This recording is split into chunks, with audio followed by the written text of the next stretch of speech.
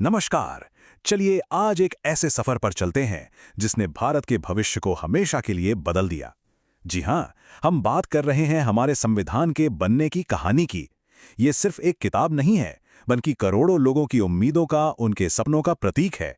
तो आइए जानते हैं कि ये बना कैसे। ये देखिए, यही है वो दस्तावेज जो हमारे देश की, हमारी डेमोक्रेसी की नींव है। पर क्या हमने कभी सोचा है कि इसके हर पन्ने के पीछे कितनी बहसें, कितनी मेहनत और कितना लंबा इंतजार छिपा है? आज हम इसी सफर को समझने की कोशिश करेंगे।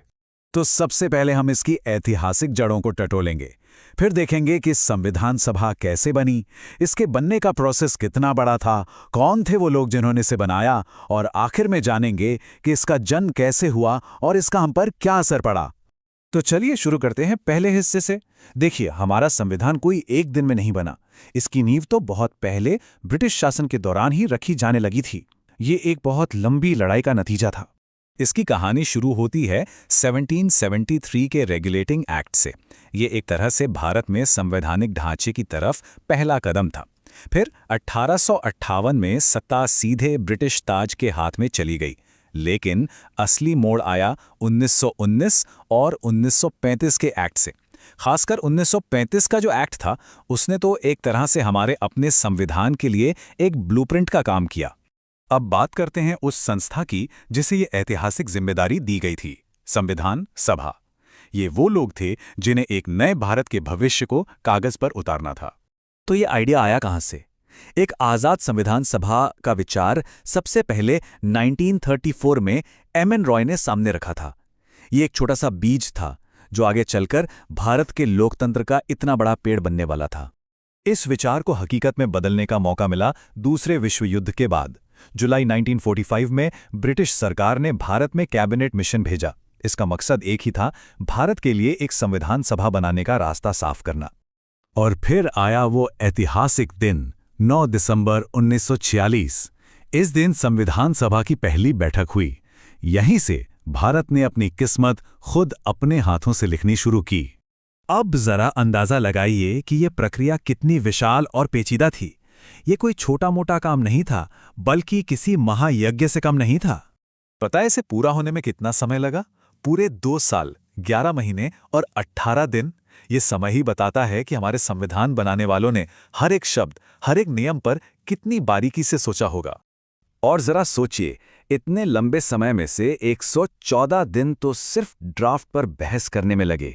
इसका सीधा मतलब है कि हर एक विचार को परखा गया, हर आवाज को सुना गया, तब जाकर कुछ तय हुआ। इस ऐतिहासिक काम के लिए शुरुआत में 389 सदस्य चुने गए थे।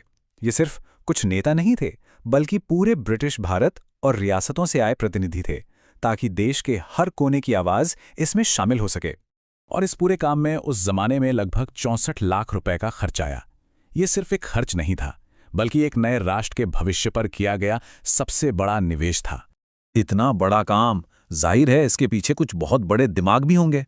तो चलिए अब बात करते हैं उन प्रतिभाशाली लोगों की जिन्होंने इस महान दस्तावेज को शक्ल दी। इनमें जवाहरलाल नेहरू, डॉक्टर राजेंद्र प्रसाद, सरदार पटेल और मौलाना आजाद जैसे कई दिग्गज शामिल थे।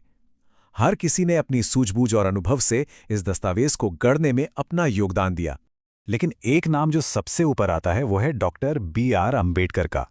ड्राफ्टिंग कमेटी के अध्यक्ष के तौर पर उन्होंने संविधान का ड्राफ्ट तैयार करने, उस पर होने वाली बहसों को दिशा देने और दुनिया भर के संविधानों से अच्छी बातों को शामिल करने में एक असाधारण भूमिका निभाई।